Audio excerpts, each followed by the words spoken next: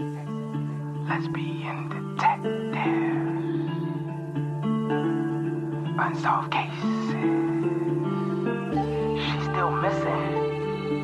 Yeah, they haven't found her yet. Well, let's talk about it. They say he vanished without a trace. Could it be a psychotic break or a tragic accident? Police don't know where the body went. Unsolved murders, body still missing. That's unheard. Where's the witness? Lesbian detectives, what's going on? City on high alert, this out the norm. He did what, the who? Man, that ain't real, these crimes ain't true. Then come uncover these theories with us. We live right now, tuning in is a must. Right now, lesbian detective, lesbian detective. We about to start the show, so get your popcorn ready to go. Pay attention to the message I present to you, the lesbian detectives. This is Lesbian Detectives. I'm Sierra. And I'm Elizabeth. And we are here talking about missing and unsolved murders. We are discussing cases that you have forgotten about or never even heard of. So sit back, relax, and let's start this podcast.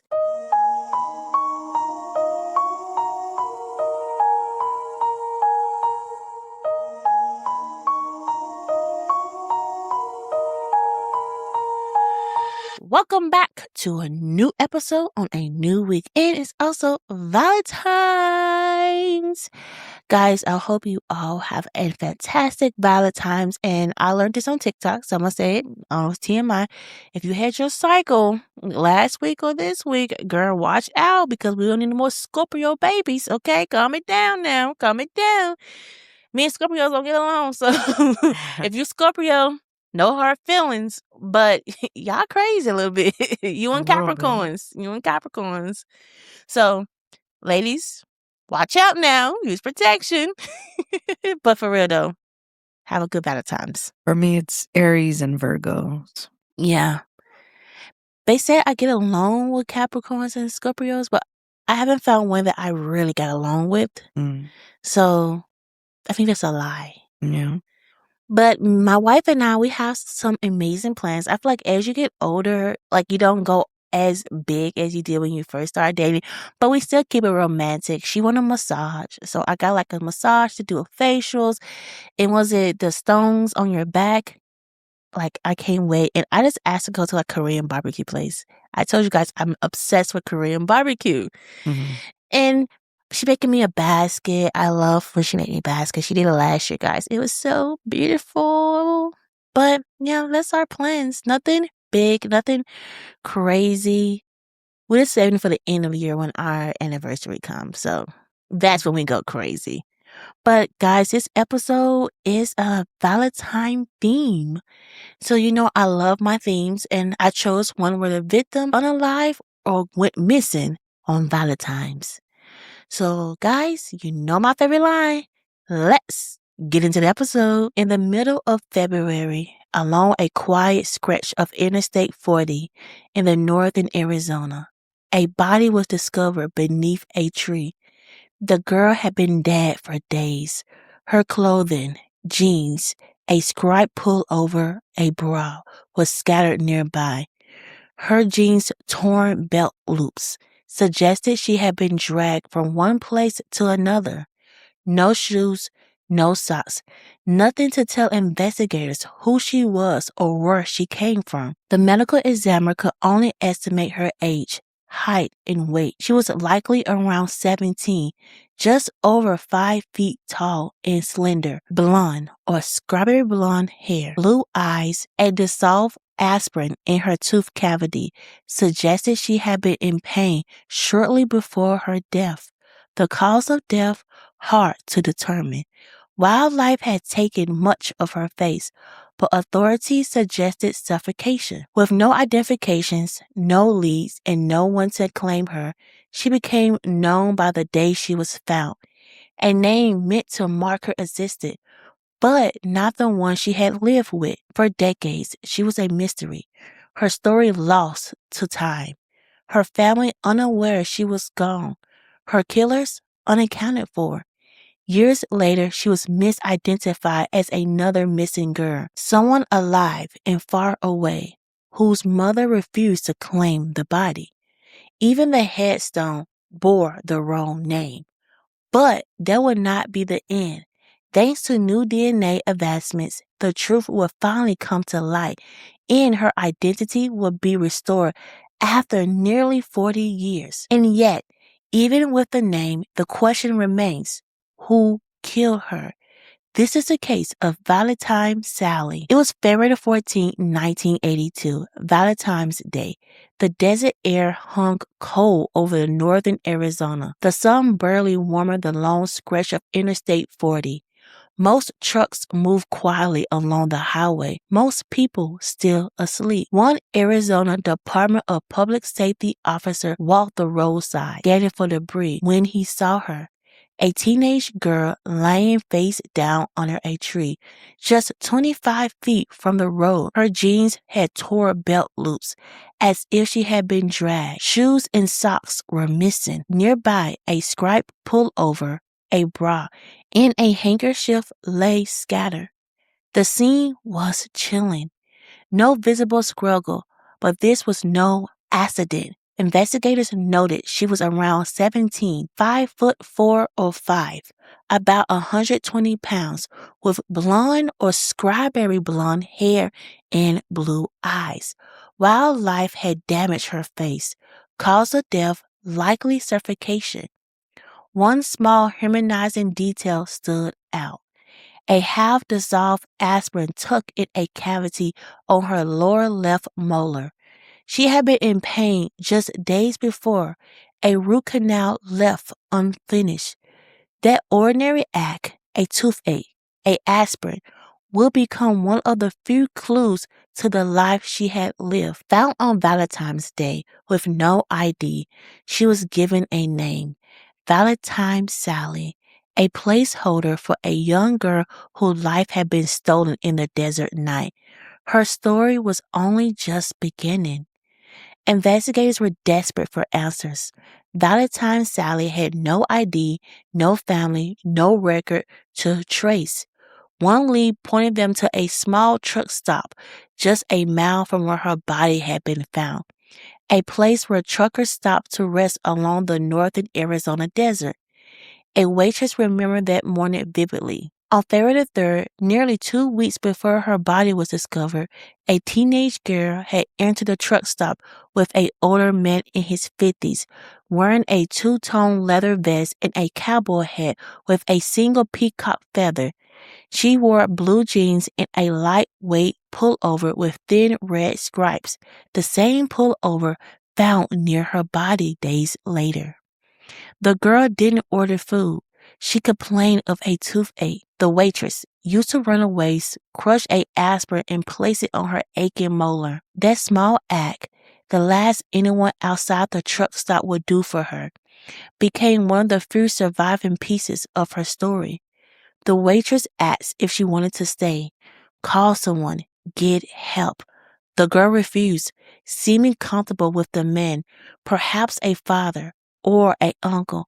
At the time, no one sensed danger. But less than 2 weeks later, she'll be found dead, dragged into the desert and abandoned. The brief encounter, the toothache, the aspirin, her calm manner will become a crucial clue in piecing together her final days. For the waitress, guilt will haunt her for decades. I could have pulled her off that truck, she said years later. I could have called 911. I could have done a million things. The only thing I did was put the aspirin on her. Investigators traced her final moments from the truck stop to a student at a nearby university who recalled giving a ride north towards Flagstaff. These small details, the kindness, the encounter, will become key pieces of the puzzle in uncovering the truth of Valentine Sally's last days. At one point, authorities believed they had solved part of the puzzle. They thought she was Melanie Cutlip, a teenage girl reported missing from Florida. But when investigators reached out to Melody's mom, she refused to claim the body. That's not her, she said. She declined the offer to have the remains sent back for burial. In her mind, Melanie was still alive somewhere out there. With no one to step forward, someone else took responsibility. Patty, a waitress who likely seen Valentine Sally alive at the truck stop, felt a deep personal connection to the girl she had known only briefly. She couldn't let her remain nameless. She couldn't let her be forgotten. Patty paid for the burial herself. The grave was marked with Melody Cutlip name, but underneath there was another name, Valentine Sally, a placeholder. A small act of respect in remembrance of a girl no one could claim, but someone refused to let vanish completely. Even when Melody returned home in 1986, alive and well, the marker remained. When Melody later died in a car accident in 1998, the headstone still bore her name, despite the family request to have it removed. Valentine Sally grave, now carrying the wrong name, stood as a silent testament to how easily mistakes could become permanent, and yet how enduring human compassion could be. For decades, Valentine Sally lay there, far from her family who had lost her, far from the truth of who she really was. But she was not forgotten.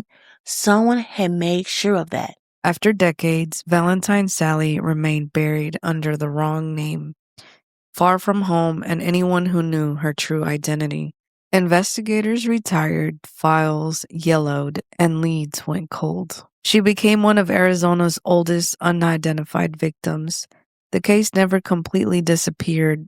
It passed from detective to detective, occasionally reopened as technology advanced. But still, no answers emerged until genetic genealogy arrived. By the late 2010s, investigators submitted her DNA to genealogy databases, hoping to find a distant relative.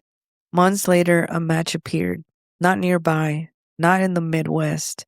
Detectives traveled across state lines with a file nearly 45 years old and asked the family questions. Had a teenage girl gone missing in the early 1980s? One question changed everything. Is this about Carolyn? The family confirmed that 17-year-old Carolyn Eaton had run away around Christmas 1981 after an argument. She was one of 6 sisters and had vanished without a trace. No calls, no letters, no explanation. DNA testing confirmed the truth. Valentine Sally finally had a name. Her name was Carolyn Celeste Eaton. For nearly 40 years, she had been a Jane Doe, misidentified and nearly forgotten. Now, she was a daughter, a sister, a runaway whose story could finally be told.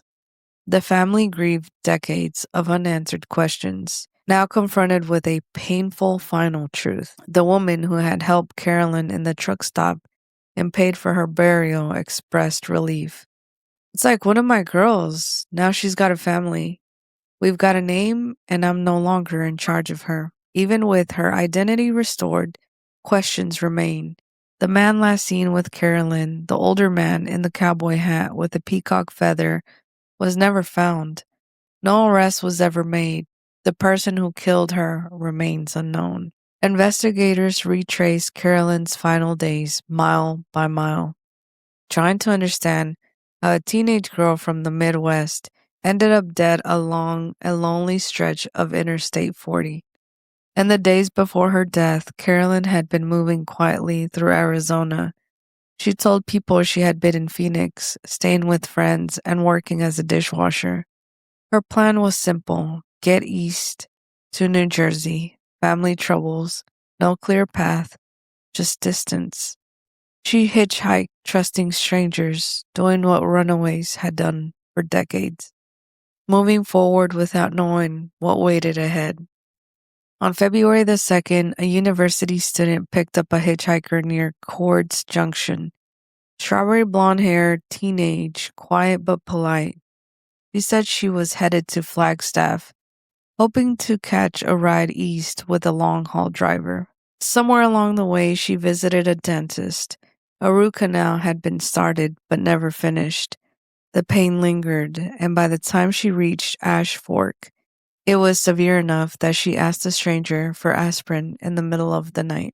Early on February the 3rd, she arrived at Monte Carlo truck stop. With her was an older man, white, mid to late 50s, medium build. He wore a two-tone leather vest and a black cowboy hat with a peacock feather tucked in the band, a detail burned into memory for decades. They stayed about an hour. He ate, she did not. She complained of her tooth, accepted the aspirin, but refused any other help. At the time, nothing seemed amiss, but investigators believe her death came soon after. Her body was found west of the truck stop, along an uphill stretch of Interstate 40, a place trucks often pause to cool their brakes. Jeans torn at the belt loops told the story. She had been dragged under a cedar tree, left behind, fully clothed. No sexual assault, no trauma beyond what time and wildlife caused. The medical examiner suspected suffocation, killed quietly, deliberately. Whoever did this acted calmly. They knew the roads, the terrain, and how to vanish into the desert. Over the years, investigators focused on the man last seen with her. Witnesses remembered the hat, the feather, the vest. Some speculated he might have been a trucker passing through Arizona. Names were guessed, leads came and went, but no evidence ever stuck. No arrest was made. Even after Carolyn's identity was restored, one truth remained. The person who killed her was never caught. Her journey ended beneath a cedar tree. The road that brought her there and the man who walked away remains an unsolved chapter, a haunting story, still waiting for justice. For nearly 40 years, Carolyn Eaton lay in a grave marked with the wrong name, Valentine Sally. A name born of kindness, a placeholder for a life no one could identify, yet no one could forget. The woman who buried her never stopped thinking of her, not on birthdays, not on anniversaries, not on quiet desert nights. She had promised herself, as long as I'm alive, someone will remember her. Then, decades later, the call came. Investigators had a name. The girl under the cedar tree was no longer a mystery. She had a family again. Carolyn's sisters finally learned the truth, the question that haunted them for years. Did she survive? Did she make it? Were replaced with painful, undeniable answers. They could grieve properly at last. Her headstone was updated. Valentine Sally was retired, not erased, now resting alongside the truth. Carolyn Eaton, 17 years old, gone too soon, but no longer lost. And yet justice remains unfinished. The man with the feather hat was never identified. No arrest was made. The highway swallowed him, just as it had swallowed countless of others passing through the desert unseen. Somewhere, someone knows what happened after Carolyn left the truck stop. Someone knows who she trusted and who ended her life. If you were traveling northern Arizona in early 1982, if you remember a man with a black cowboy hat and a peacock feather, if you heard a story that never quite made sense, investigators still want to hear from you. Carolyn Eaton ran away seeking distance. She found kindness. She found pain. And in the end, she found someone who refused to let her disappear. Valentine Sally was never her name, but it was proof that even in death, someone cared. This is the story of Carolyn Eaton, remembered, reclaimed, and still waiting for justice. Before we end this case, there's one more thing worth remembering. Carolyn Eaton was never meant to vanish. She was just a headline, or a Jane Doe, or a name written in pencil on the manila folder. She was a 17-year-old girl who laughed, who argued with her sisters, who dreamed of something different, something better. For decades, the world knew her by the wrong name, but even then, someone else cared enough to protect her, to bury her with dignity, to visit her grave when no one else could. Today, she has her name back, her family has answers, and her story has been heard. But this case is not over. Somewhere the truth still exists in a memory, a confession, a detail that's been carried silently for years. And until the truth comes forward, Carolyn's story remains unfinished. If you have any information about the death of Carolyn Eaton, investigators want to hear from you. Even the smallest detail could matter. Because every victim deserves more than a mystery. They deserve justice. This is the case of Valentine Sally, aka Carolyn Eaton. Now let's get into some theories. Theories. Let's get into some theories. Everyone is a suspect until proven guilty. Let's get into some theories. Let's begin detectives. What type of thoughts you thinking? What theories running through your mind? I'm thinking all types of suspicion. Uncover the truth, what we can find. Witness say they saw somebody creeping out the back door. What you think they did it for? That's so crazy, I'm not sure. They found a cowboy, could she be? Here go another puzzle piece. Research and do your history. It's plenty unsolved mysteries. Everyone is a suspect until proven guilty. Let's get into some theories, yeah. Let's get into some theories. Everyone is a suspect until proven guilty. Let's get into some theories. Let's begin detectives. You or me? Good. But this case right here, it started off like really bad because she ran away from home. And she ran away around Christmas time. And she didn't make it long because she was unalive in February. So that's sad because as a runaway, I think in her little head, like, I'm going to get whoever house she was trying to get to in New Jersey, that's what she told people. She was trying her hardest and she met the wrong person. And it seemed like she met a lot of kind people. We don't know who else she met on the road, but a lot of folks was kind of helping her a little bit. I wish she listened to their waitress and took their waitress help. Because the waitress said, like, hey, like, you can stay with me, you know. But she's like, no, I'm going to go. Like, thinking back to 17-year-old Sierra, I was free back then. Like, I didn't have no worries. I thought the world was a beautiful place. I mean, I know it's like danger in the world, but like, we're young, we're free. So definitely around that time in 80 times, hitchhiking was a normal thing. It wasn't like a bad thing. You just had to watch out for dangerous people. You know, like a lot of folks hitchhiked to place to place to place. It wasn't like crazy thing to do back then. But I don't know, probably because I have got a lot of dental surgery done, a root canal, and they didn't finish. I was like, why did they stop? Like, that's crazy for them just to stop like that. Like, I wonder what happened at their dental office. Well, I know I got one and they had to get like, what is it called? It's like some paste or something. Imprints or what do they call it? Is it a cap? No, they basically like take the shape of your tooth so they can create like another one or something like that.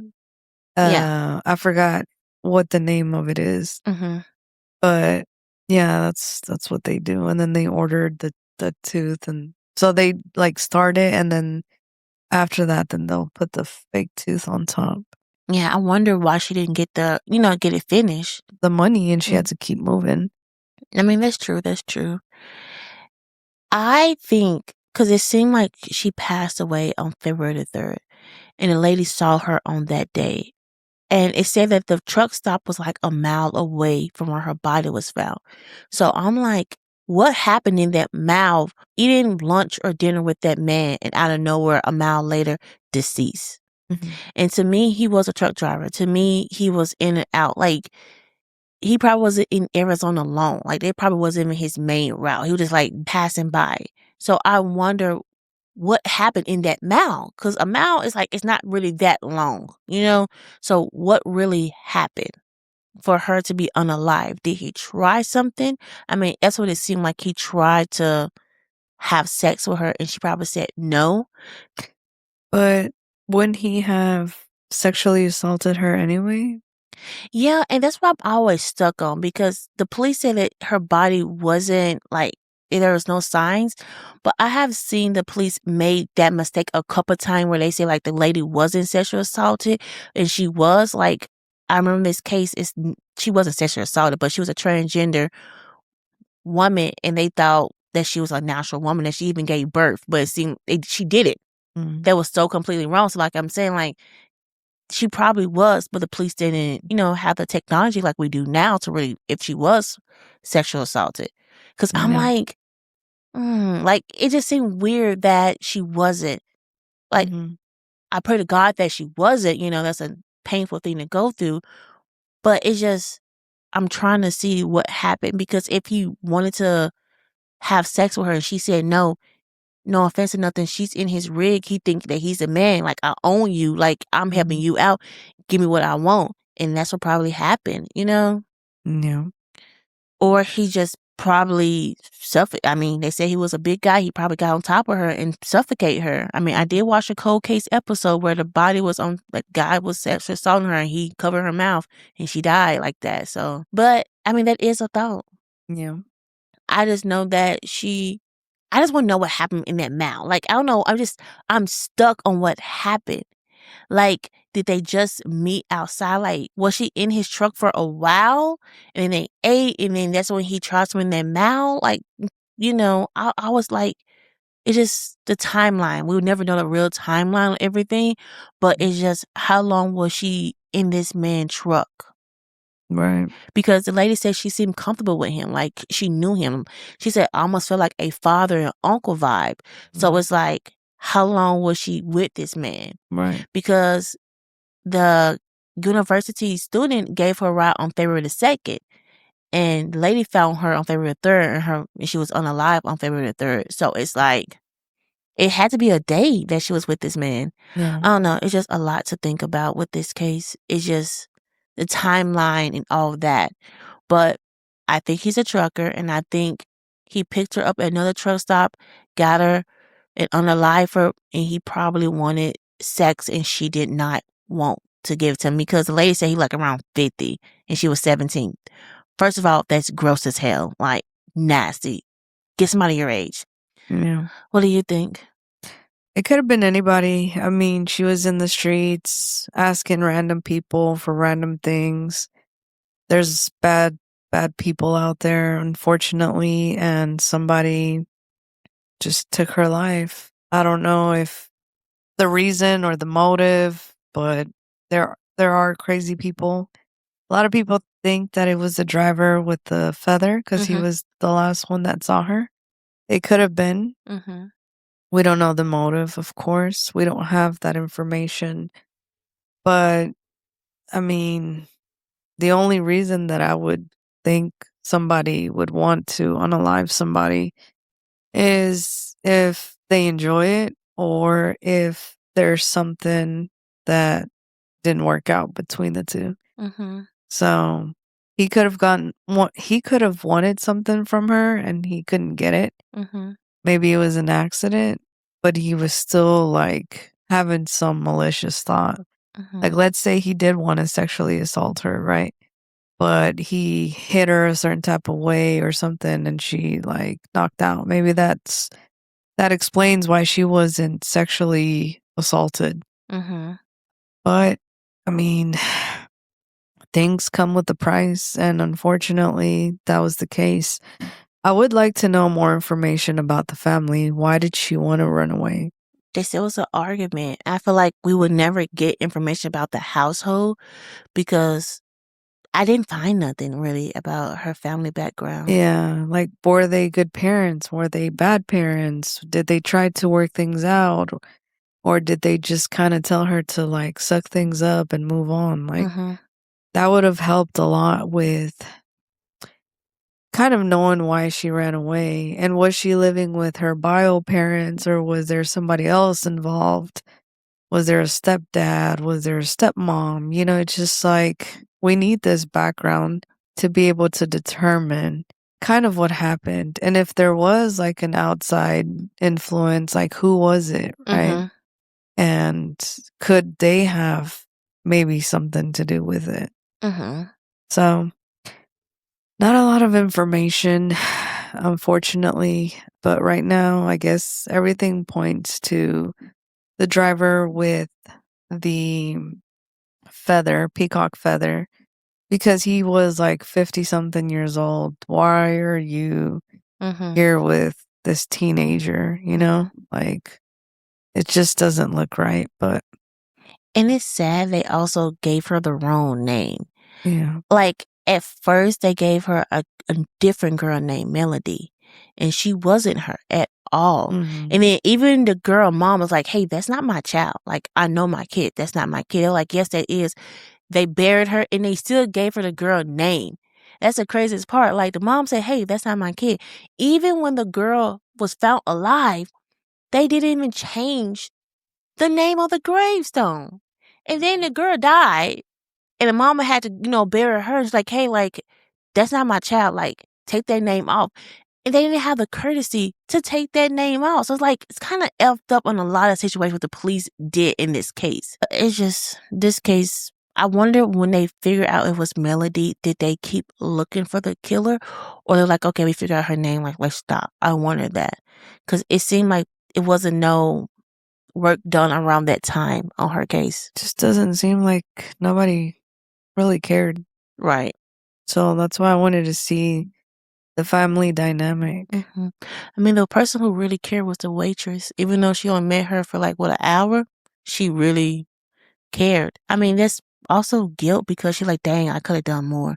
And the guilt is a strong thing. Yeah. Well, if you have anything, like you have any comments or any theories, please put it in the comments below. I would love to hear what you guys think about this episode and what do you think about Valentine Sally case. And I'm be honest, I did not like her name, Valentine Sally. I think Valentine was all right, but Sally just didn't flow right to me. That's another thing. We are on all podcast platforms. Please go give us a 5-star rating. Like, comment, subscribe on our YouTube. We have a case suggestion. So please, if you want a case to be done about your loved one or somebody that you like their case and you would love to hear our theories, send me a DM, send me an email, comment below. I will do it for you guys. I am working with families right now for their loved ones, so I would love to do more cases. This is Lesbian Detectives. Don't forget, everybody's a suspect. So proven innocent. Bye. Lesbian detectives. Unsolved cases. She's still missing. Yeah, they haven't found her yet. Well, let's talk about it. They say he vanished without a trace. Could it be a psychotic break or a tragic accident? Police don't know where the body went. Unsolved murders, body still missing. That's unheard. Where's the witness? Lesbian detectives, what's going on? City on high alert, this out the norm. He did what, the who? Man, that ain't real, these crimes ain't true. Then come uncover these theories with us. We live right now, tuning in is a must. Right now. Lesbian detective. We about to start the show, so get your popcorn ready to go. Pay attention to the message I present to you, the Lesbian Detectives.